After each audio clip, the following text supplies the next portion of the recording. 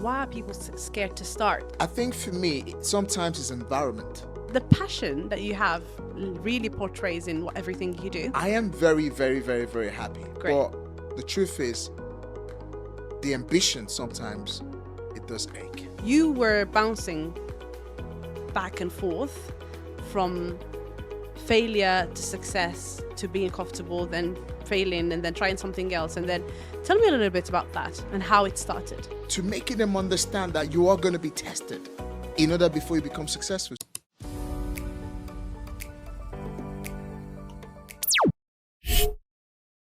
The passion that you have really portrays in everything you do. Yeah. And that's amazing. And the failure, a lot of people are afraid of failure just because it looks really bad. It's comfort. There is a comfort zone, and outside of that, there is the zone of failure. But you were bouncing back and forth from failure to success to being comfortable, then failing, and then trying something else. And then tell me a little bit about that and how it started. Very interesting question, by the way. It all started back, like I said, 22 years now. At some point in my life, I actually thought that, maybe it was just all odds against me. It was just that maybe I would never make it. It was just that the fact that, maybe I would never achieve or amount to anything at some point in my life. But looking back 22 years I've been on this journey, I went back in writing and talking about it in my new book, which is called The Test.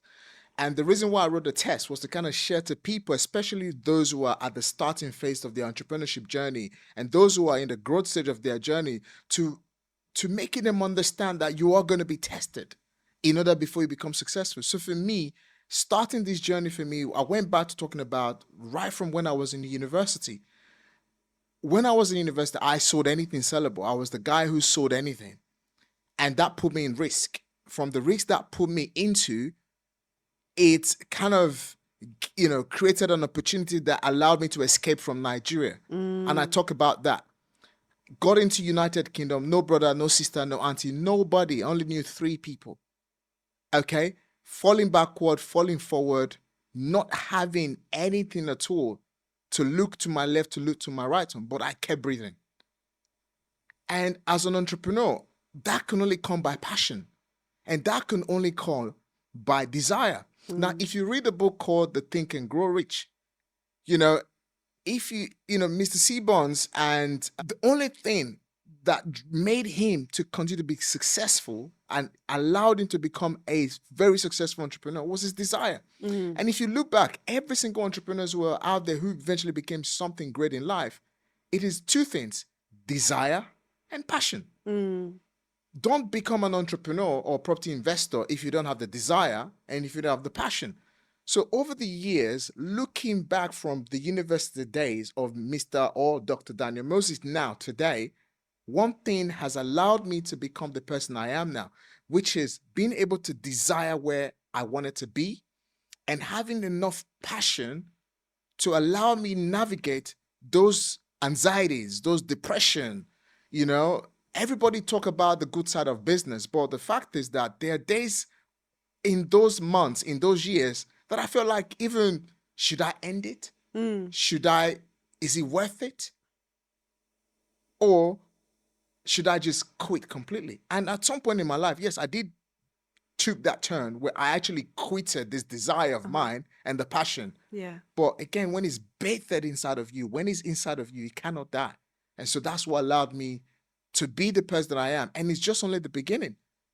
A lot of people fail to go through that. A lot of people don't want to go through failures, especially in England. Yeah. Where people think failure is something very scary. But failure is part of the journey. Losing money is part of the journey. Going to look for money is part of the process. Look at Elon Musk. 4 times he shot the rockets into the sky. But today, look at what he's achieved. So depending on where you want to look at it from, but for me, I think failure is part of the process. Why are people scared to start? There's a lot of potential out there. There's a lot of people who really have great potential. Yeah. A lot of people who know more than the people who are successful right now. Yes. So many people, but then they're just afraid to take that step. Is it because fear of the unknown? Or is it because they can't be bothered? You know, I think for me, sometimes it's environment. Mm, If you're in an environment where people are not ambitious enough, all right, that can hold you back. In this journey of mine, I've shared it in different conversations. I love my mother so much. She's 87 years old. I love her so much, but I would bless her. never take advice from my mother about money, about wealth, about loan, about leveraging, Mm, raising finance. But that's the biggest thing. So that's your first environment. Your first environment start from the people that are so close to you. yeah. So normally it will be your mother, your father, Yeah. your aunties, your uncles, the friends, work colleagues. So if you are about to do a transaction, you're about to, buy the next property, and you're telling someone you want to get an investor who's going to bring £100,000 to someone who's never borrowed £1,000 before. Yeah. Just imagine it for 1 minute. For those of you watching, just imagine it. Someone who's never borrowed £1,000, you're telling them you're going to go and raise £100,000. Yeah. The first thing they're going to say to you, do not do it. In fact, here is this case study, here is this case study, here is this case of those who did it. Negative. And then they fucked up, right? And that's the thing. A lot of people will never start. It's not because of just the fear of failure. Mm, It's just because of the environment. The environment sometimes doesn't just help you as an individual, all right, to just kind of dig in deeper to become the greatest version of yourself. And mm. that's why a lot of people never start, because a lot of people are going to the wrong people for the right advice. It sometimes comes from a place of love, isn't it? Well, most people that are trying to protect you not to win, it's not because they hate you. Yeah, you're right. It's from the place of protecting you, and place of, because they love you, they care Mm, about you. Over the last 3 years of my property investment journey, I've raised about 1.5 million. And I remember the first day my wife, we had a sit down, and I saw at that time, I said, oh, we've raised over 1.5 million the last couple of days on that, yeah. and I hadn't paid it down at that time. And my wife looked at me and she's anxious and looking at me because she's never ever seen someone that she knows did that. And knowing that she's my wife.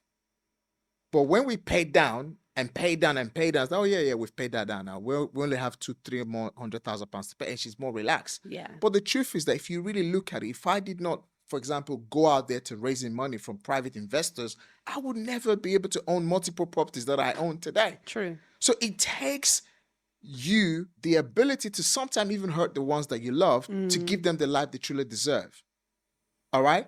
Because if you're willing to listen to those that loves you because of they're actually transferring the fear they have about you from the point of love or from the angle of love, and that's where we all end up being in a place of comfort, which England promotes a lot, especially to people of ethnic minorities, because the moment you have the flat, you have one nice car to drive, and people just quit and not maximizing the greatest opportunities that is out there for them to grow. You mentioned something. You said the desire of being better and better every time. Yes, Does that stop you from being content where you are right now? it does. Sometimes the desire is so big that, a lot of people who especially drove Uber for over 18 hours a day got to the level of where I own few properties now, generating the kind of income that I have, probably would not have a personal assistant, Mm, probably would not have a marketing director, operations director, and having over 8 virtual assistants working, for them. They would basically not need a lot of, they probably wouldn't even need to build a brand. So desire comes in, and all of a sudden, I need a PA. Desire comes in. Oh, I need a video editor. Desire comes in. Oh, I need somebody to come in to be marketing director. yeah. So those are all desires. A lot of people will build to where I am now, and will just, and that's it. And there's nothing wrong in that at all. Yeah. There is nothing wrong in that. But yeah, desires sometimes do make you not content. Ted, it does do that. But then again, if they say if the vision is not big enough, don't dare, right? So yeah, True. the visions have to be big. But are you happy? I am very, very, very, very happy. Great. But the truth is, the ambition sometimes it does ache. When does it stop? Quite a big question. It's a big question. It's a big question I don't even have an answer to. Maybe it will never stop, isn't it?